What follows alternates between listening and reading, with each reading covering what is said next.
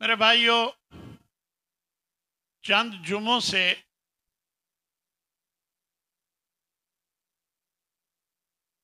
مسنون نماز کے حوالے سے بات چل رہی تھی، تو آج انشاءاللہ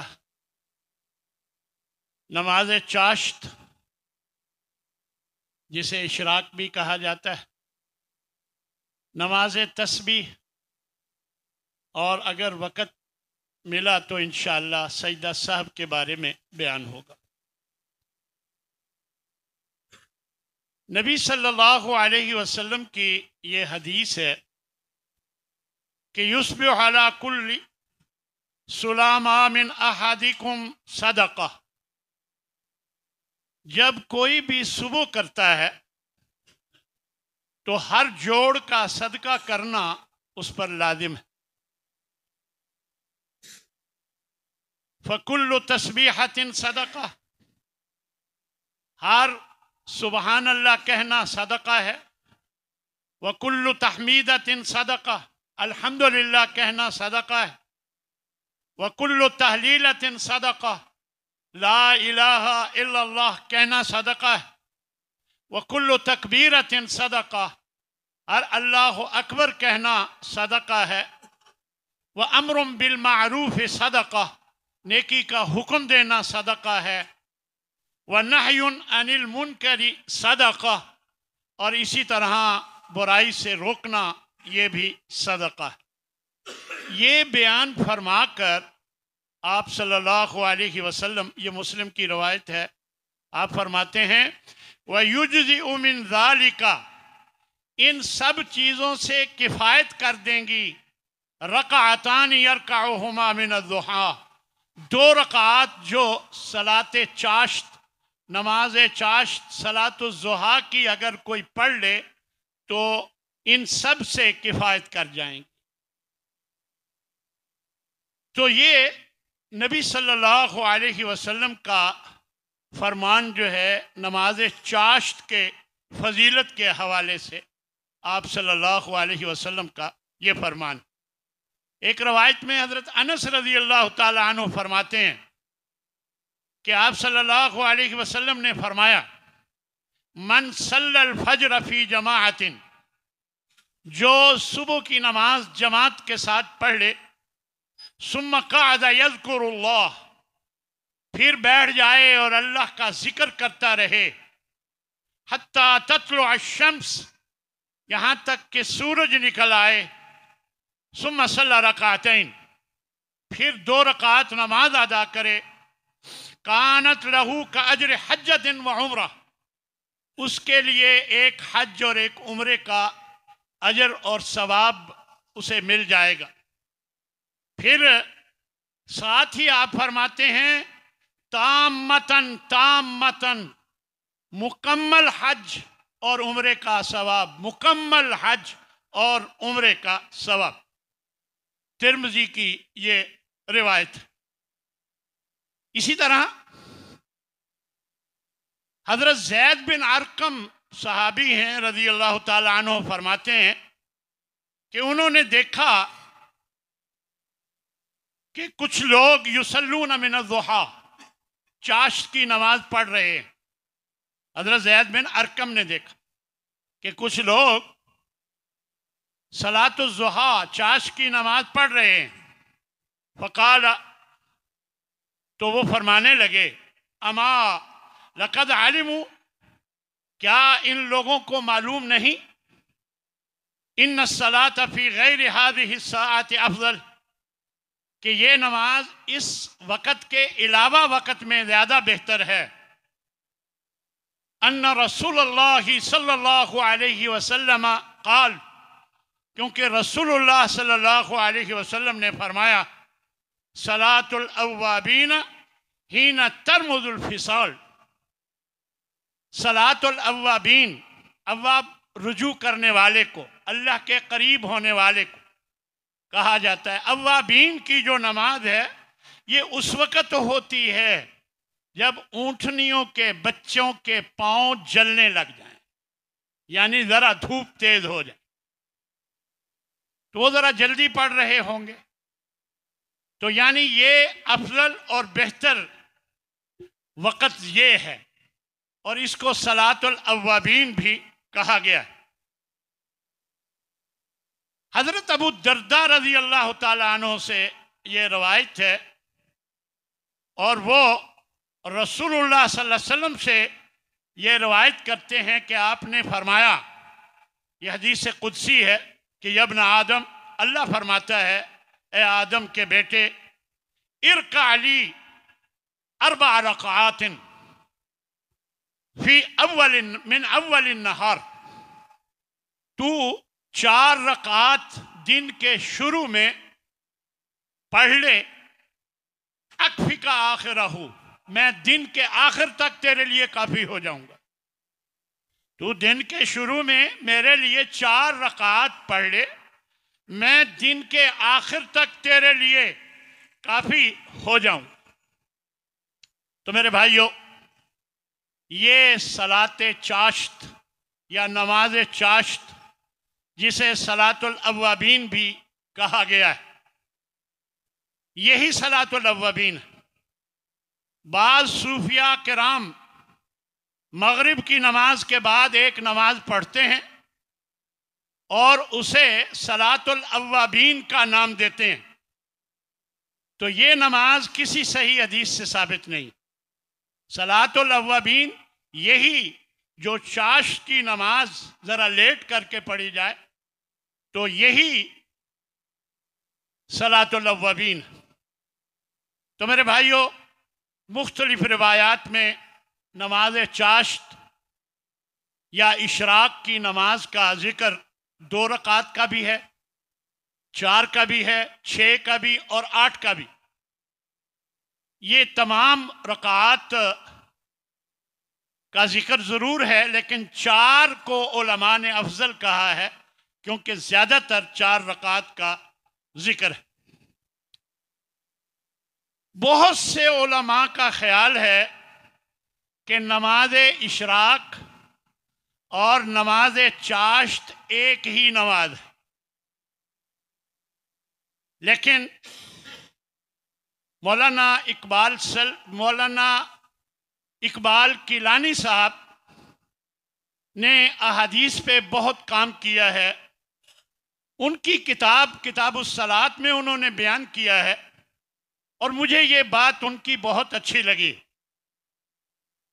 انہوں نے یہ فرمایا ہے کہ اگر سورج طلوع ہونے کے 15-20 منٹ بعد پڑھی جائے تو یہ نوافل اشراق کہلائیں گے، اور اگر طلوع آفتاب کے تقریباً 1-1.5 گھنٹہ بعد ادا کیے جائیں تو یہ چاشت کہلائیں گے، اور اگر طلوع آفتاب کے تقریباً 2-2.5 گھنٹے بعد ادا کی جائے تو اسے صلاۃ الاوابین کہا جائے گا۔ خیر، یہ ان کی رائے ہے۔ تو نماز چاشت یا نماز اشراق اگر ایک ہی ہو تب بھی یہ نفلی عبادت ہے، اور اگر آپ 2 رکعت وہ بھی پڑھ لیں اور 4 رکعت چاشت کے بھی پڑھ لیں تو یہ نفلی عبادت ہے، اس کو کرنے میں کوئی حرج نہیں۔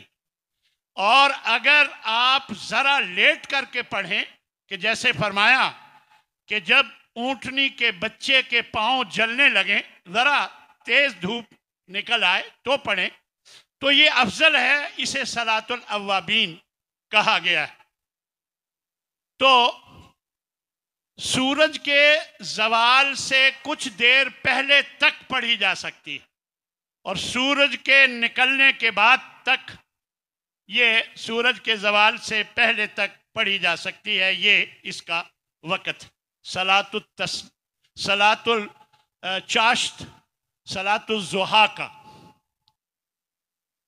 اس کے بعد آج جو میں ذکر کرنا چاہوں گا وہ صلاۃ التسبیح ہے۔ صلاۃ التسبیح جو ہے، اس کے بارے میں ایک روایت آتی ہے جس میں حضرت ابن عباس، جب بھی ابن عباس کہا جائے، حضرت عباس کے اور بھی بیٹے ہیں، تو عبداللہ بن عباس مراد ہوتے ہیں، रज़ी अल्लाह ताला अन्हु, वो फरमाते हैं कि एक मर्तबा रसूलुल्लाह सल्लल्लाहु अलैहि वसल्लम ने हज़रत अब्बास, जो कि आपके चचा हैं, उनसे आपने फरमाया, ए अब्बास, ए मेरे चचा जान, क्या मैं आपको कुछ अता ना करूं? क्या मैं आपको कोई तोहफा पेश ना करूं? फिर फरमाते हैं, क्या मैं आपके लिए 10 खूबियां यानी 10 किस्म के गुनाहों का कफारा बन जाने वाला अमल न बयान करूं? जब आप ये अमल कर लें तो अल्लाह तबारक व ताला आपके पहले, पिछले, पुराने, नए, खतान, आमदन किए गए तमाम छोटे बड़े पोशीदा और ज़ाहिर गुनाह माफ़ फरमा दे। क्या मैं आपको ऐसा अमल ना बताऊं? और फिर फरमाया, वो अमल ये है कि आप 4 रकात नफल अदा करें। हर रकत में सूरह फातिहा के बाद कोई सूरत पढ़ें और फिर उस सूरत पढ़ने के बाद क़याम ही की हालत में 15 मरतबा ये पढ़ें, सुबहान अल्लाह वल्हम्दुलिल्लाह वला इलाहा इल्लल्लाह वल्लाहु अकबर। यानी 15 मरतबा ये पढ़ें और फिर रुकू में चले जाएं। फिर रुकू की जो तस्बीहात हैं पढ़ने के बाद फिर यही कलिमात 10 बार फिर पढ़ें। फिर रुकू से उठकर समी अल्लाहु लिमन हमिदा और वगैरह, रब्बना वलकल हम्द वगैरह से फारिग होकर ये कलिमात 10 बार फिर दोहराएं। फिर सजदे में चले जाएं और सजदे की जो तस्बीहात हैं पढ़ने के बाद ये कलिमात 10 बार पढ़ें। फिर सजदे से सर उठाएं और जलसा की हालत में 10 बार ये कलिमात पढ़ें। फिर दूसरे सजदे में चले जाएं और तस्बीहात के बाद 10 बार ये कलिमात फिर दोहराएं। फिर सजदे से सर उठाएं और जलसे इस्तराहत में बैठकर 10 बार ये कलिमात फिर दोहराएं। ये कुल 75 तस्बीहात हुई। ये कुल 75 तस्बीहात हुई। इसी तरह चारों रकात में ये अमल दोहराएं। ये अल्लाह के नबी ने, आप सल्लल्लाहु अलैहि वसल्लम ने हज़रत अब्बास रज़ी अल्लाह ताला अन्हु से फरमाया। और फरमाया कि अगर ताकत रखते हो तो रोज़ाना एक बार, वगरना हफ्ते में एक बार, नहीं तो महीने में एक बार, अगर नहीं तो साल में एक बार, और अगर ये भी नहीं तो जिंदगी में एक बार जरूर पढ़ो। अबू दाऊद, तिरमिज़ी और इब्न माजा की ये रिवायत है। ये जहन में रखिएगा कि नमाज तस्बीह की जमात सुन्नत से साबित नहीं। हमारे यहाँ जो रिवाज बन गया है, इन 4 रकात को जमात के साथ पढ़ने का, इसकी कोई दलील नहीं है, ये सुन्नत से साबित नहीं। नमाज तस्बीह जो है ये साबित है और फर्दन फर्दन ही अदा की जानी चाहिए। इसी तरह सजदा सहव, ये हमारा आज तीसरा मसला था जो आज बयान करना था, सजदा सहव।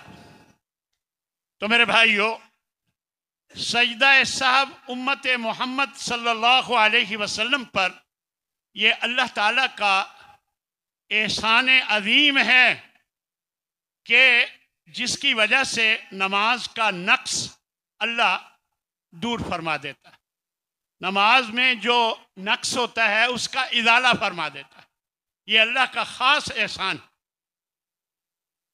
تو میرے بھائیو، نبی صلی اللہ علیہ وسلم فرماتے ہیں فَإِذَا نَسِيَ أَحَدُكُمْ فَلْيَسْجُدْ سَجْدَتَيْن. یہ مسلم کی روایت ہے کہ جب بھی تم میں سے کوئی بھول جائے تو وہ 2 سجدے ادا کر لے. اگر کوئی رکعت رہ جائے تو اسے ادا کر کے سجدہ سہو ادا کیا جائے گا. اگر کوئی رکعت رہ گئی ہے تو اس کو ادا کرنے کے بعد سجدہ سہو ادا کیا جائے گا. اسی طرح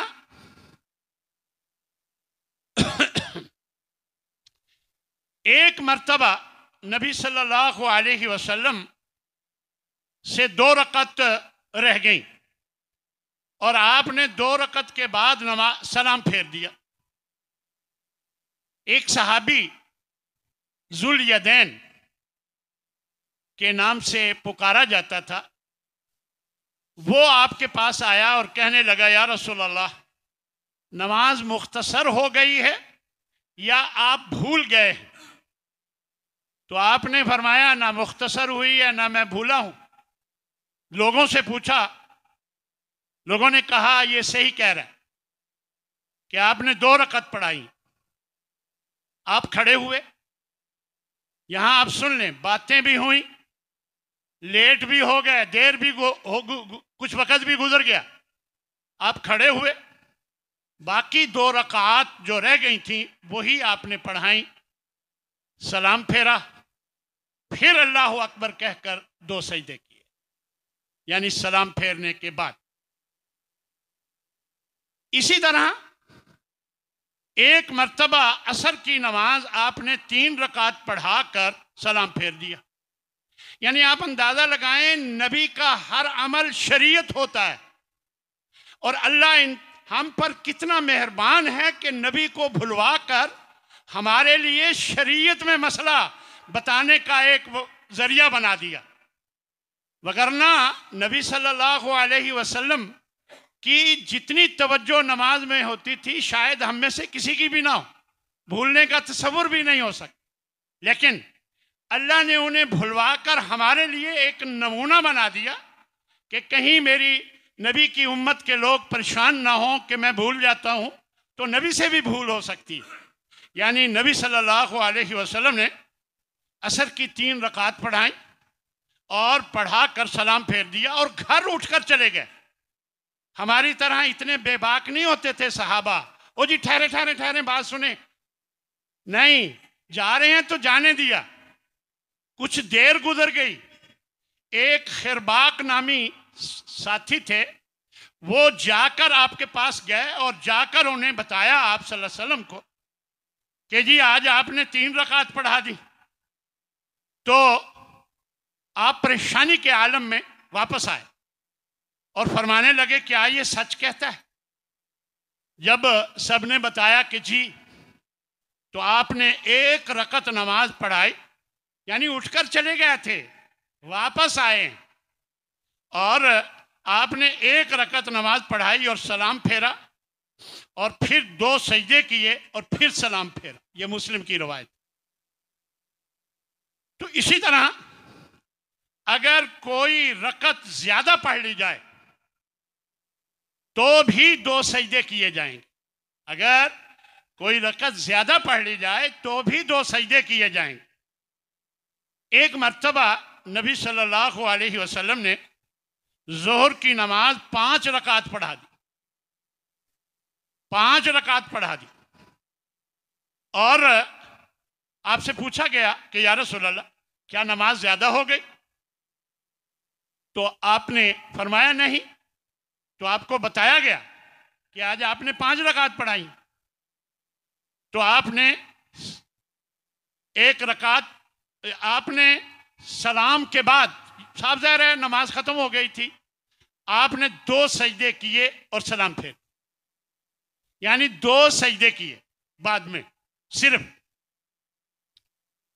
اسی طرح ایک موقع پر درمیانہ تشہد آپ بھول گئے تو آپ نے آخر میں سلام سے پہلے 2 سجدے کیے۔ اگر کوئی بیٹھنے کی حالت کے قریب ہے، امام بیٹھنے کی حالت کے قریب ہے، تو اسے بیٹھ جانا چاہیے۔ جب اسے خیال آیا کہ میں نے تو تشہد میں بیٹھنا تھا، ابھی اٹھنے ہی لگا تھا، تو وہ بیٹھنے کی حالت کے زیادہ قریب ہے تو اسے بیٹھ جانا چاہیے، تو سجدہ صاحب بھی نہیں ہے۔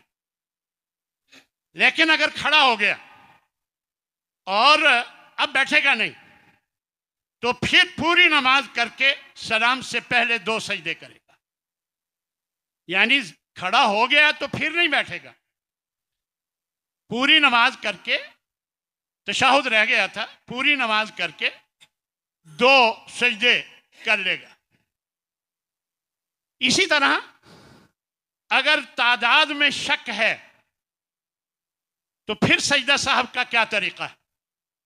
اگر شک ہے کہ 3 پڑھی ہیں یا 4، تو شک کو چھوڑے، یقین کو بنیاد بنائے، یعنی 3 تو پکا ہے، 4تھی پہ شک ہے، تو شک کو چھوڑے، تو 3 کو بنیاد بنائے، اور پھر سلام پھیرنے سے پہلے 2 سجدے کر لے، یعنی اپنی نماز پوری کر کے سلام پھیرنے سے پہلے 2 سجدے کر۔ اگر 5 ہو گئیں، یعنی 4 ہو گئی تھیں، اس نے 3 سمجھا اور 2 سجدے کیے ہیں، اگر 4 پڑھنی تھیں، 5 ہو گئیں، تو سجدہ جو ہے وہ جفت کر دے گا، 2 سجدے جو ہیں وہ جفت کر دے گا۔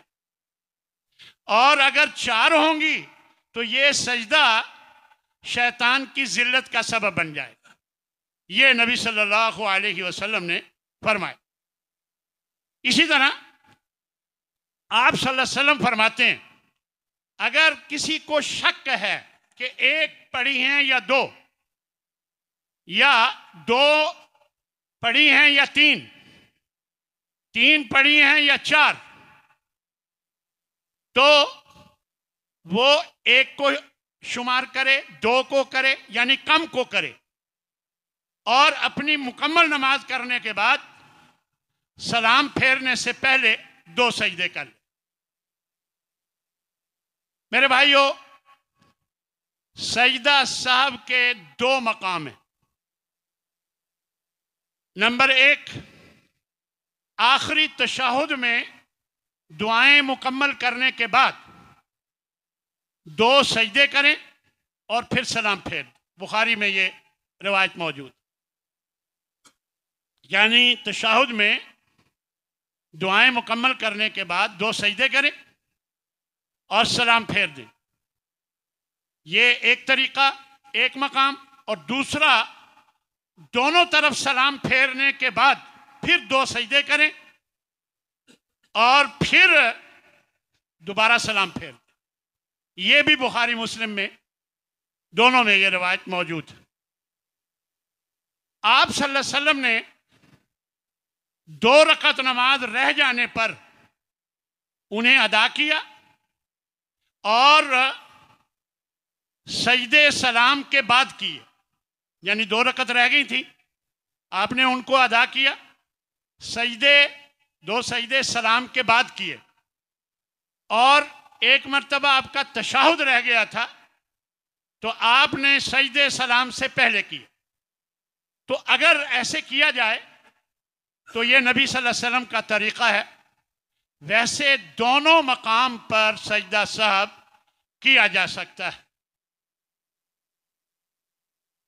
ہمارے ہاں کچھ لوگ ایک طرف سلام پھیر کر، یعنی عبدہ و رسولہ تک پڑھ کر، ایک طرف سلام پھیر کر سجدہ صاحب کرنا اور پھر دوبارہ مکمل تشہد پڑھنا، ایسا کسی صحیح حدیث سے ثابت نہیں.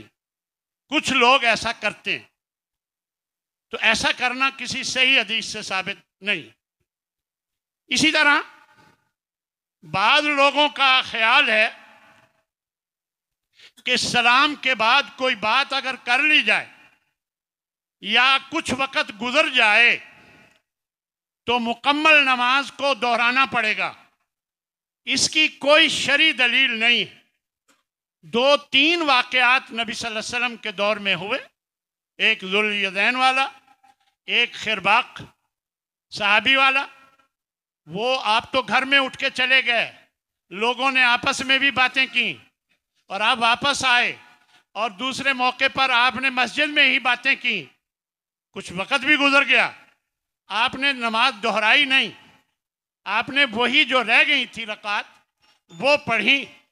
لہذا اس کی کوئی دلیل نہیں ہے کہ پوری نماز کو دہرایا جائے گا. تو میرے بھائیوں، بعض غلطیاں ایسی ہیں کہ جن میں سجدہ صاحب ضروری نہیں ہے. مثلا کوئی دعا زیادہ پڑھ لی تو کوئی حرج کی بات نہیں، اس پر کوئی سجدہ صاحب نہیں ہے. قراءت میں کوئی غلطی ہو گئی، اس پر کوئی سجدہ صاحب نہیں ہے.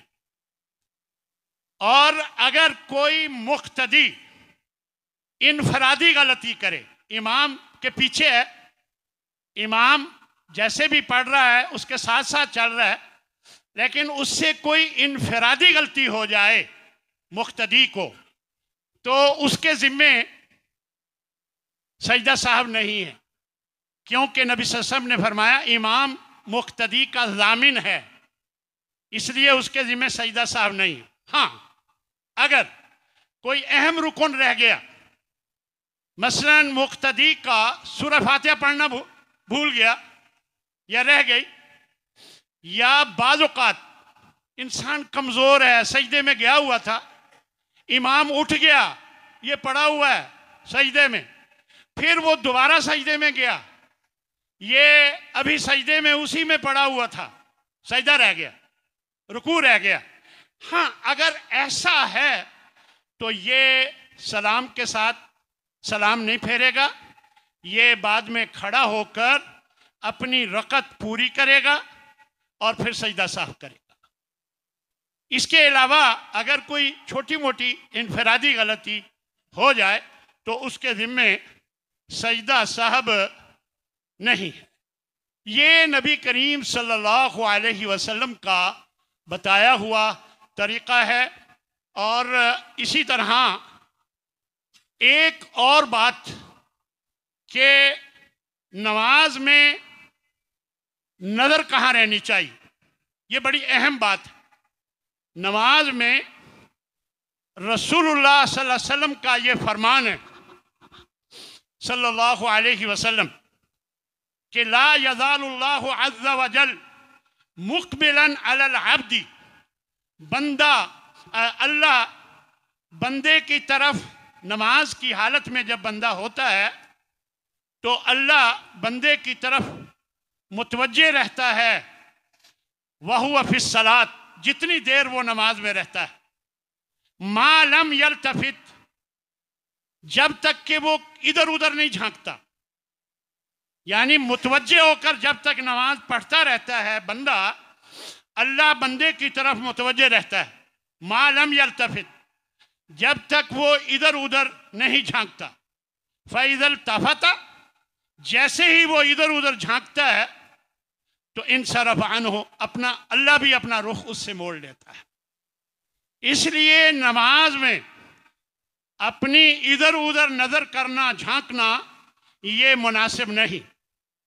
رسول اللہ صلی اللہ علیہ وسلم نماز میں آنکھیں کھول کر رکھتے تھے.